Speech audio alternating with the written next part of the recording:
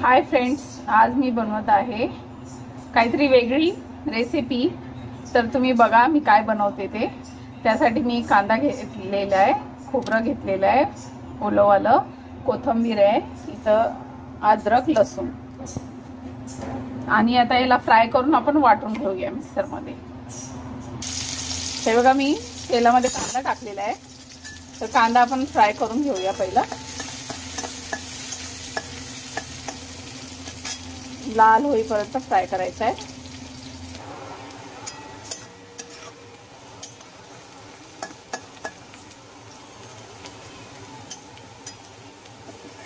अजून थोडासा फ्राय करून घेऊया आपण याला।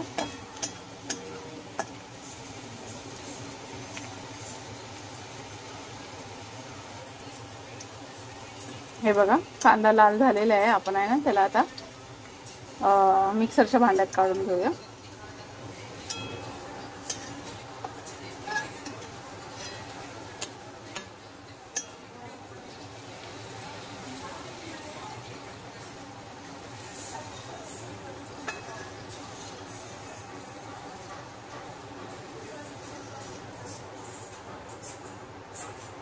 आपण त्याच कढईमध्ये खोबरं टाकूया, खोबरं पण लाल भाजूया, लाल होईपर्यंत भाजायचे।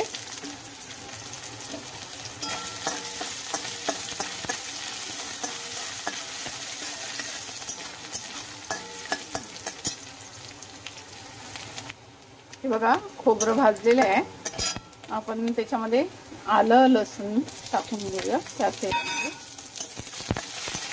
पण तेलामध्ये चांगलं व्यवस्थित परतून घ्यायचं। हे असं केल्याने ना तर भाजीला खूप छान टेस्ट येतो, चव येते। आणि आता हे काढून आपण मिक्सरला लावून घेऊया।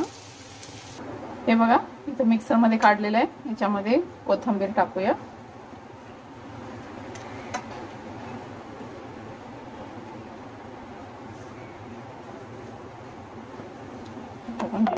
वाटून घ्यायचे। हे बघा मसाला मी वाटून घेतलेला आहे। इथे जिरे घेतलेले आहे, इथं कढईमध्ये तेल घेतलेलं आहे, त्याच कढईमध्ये तेल तापत ठेवलेलं आहे। आपण त्या कढईमध्ये जिरे टाकूया आणि हा फ्राय केलेला मसाला त्याच्यामध्ये टाकूया। हे बघा मी वाटलेला मसाला याच्यात टाकलाय। आता तेलामध्ये व्यवस्थित फ्राय करून घ्यायचं याला।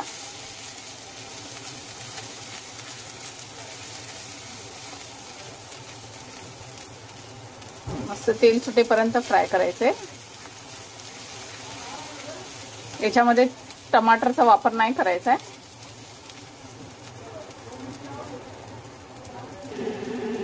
हे बघा मसाला मस्त असा फ्राय झालेला आहे, तर आपण त्याच्यामध्ये आपला घरचा मसाला टाकूया।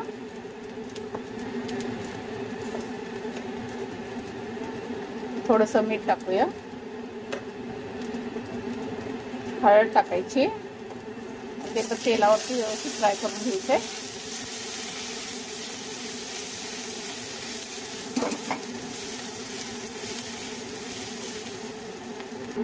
थोडासा मी गरम मसाला पण टाकलेला आहे। आता याच्यामध्ये आपण गरम पाणी ओतून घेऊया।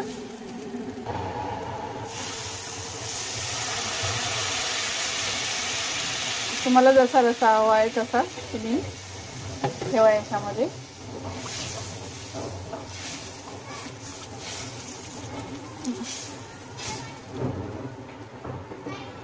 आपला रस्सा झालेला आहे। रस्सा म्हणजे उकळून देऊया आपण रश्श्याला। आता अजून त्याच्यामध्ये एक टाकायचं आहे, तुम्ही बघा मी काय टाकते ते, आणि मला सांगा या भाजीला काय नाव द्यायचं। मी तर वेगळंच नाव दिलेलं आहे, पण तुम्ही सांगा, मी सांगते तुम्हाला व्हिडिओमध्ये काय नाव दिलंय ते। हे बघा इथं मी ना बेसन घेते ताटामध्ये।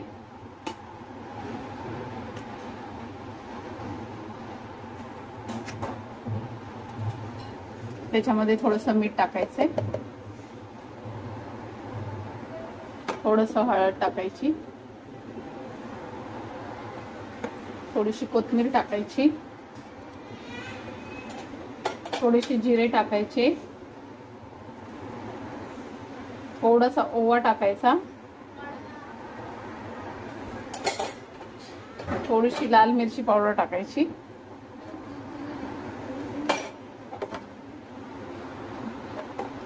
आता याला पाण्याने व्यवस्थित मिक्स करून घ्यायचंय पाणी टाकून.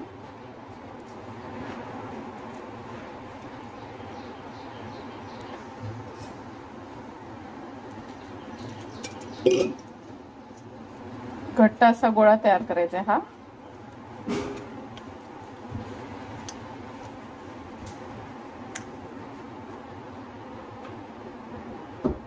हे बघा मस्त असा घट्ट गोळा तयार झालेला आहे.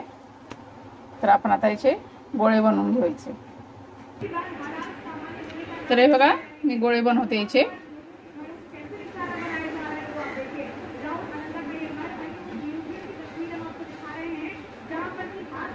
असे छोटे छोटे गोळे बनवायचे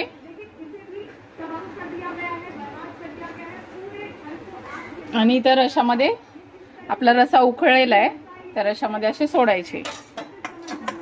हे बघा असं करायचं आणि असं टाकायचं, पण असं चपट करूनच टाकायचं. हे बघा असं करून असं टाकायचं.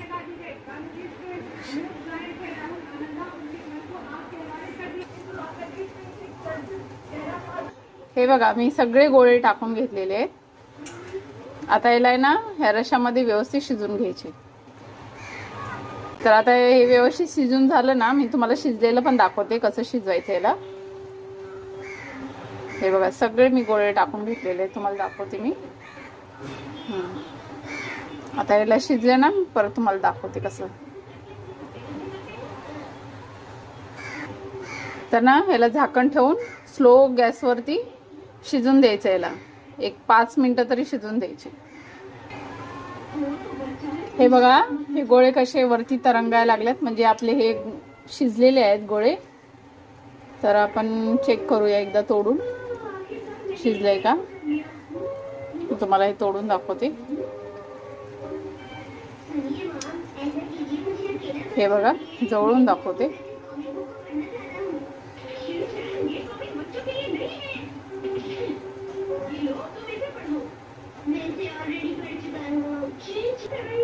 हे बघा जवळून दाखवते तुम्हाला. मस्त आपलं शिजलेलं आहे. आता याच्यावरती आहे ना कोथिंबीर टाकून घ्यायचे. तर आपली ही भाजी खायला रेडी आहे. तर तुम्हाला मी हे सर्व करून दाखवते. मस्त लागते. तुम्ही मला सांगा ह्या भाजीला काय नाव द्यायचं आहे, मी नक्की नाव देईल. तर माझ्या भाजीला मी ह्याला नाव दिलेलं आहे मी तर गोळ्याची आमटी. तुम्ही सांगा की काय नाव देऊ शकता. हे बघा आपली भाजी रेडी आहे खायला. तर आमच्या गावाकडे याला गोळ्याची आमटी बोलतात. आता तुमच्या साईडला काय बोलतात ते तुम्ही मला सांगा. तर चला तर मग अशा छान छान रेसिपीसाठी, काहीतरी वेगळ्या रेसिपीसाठी लाईक शेअर सबस्क्राईब करायला विसरू नका. बाय.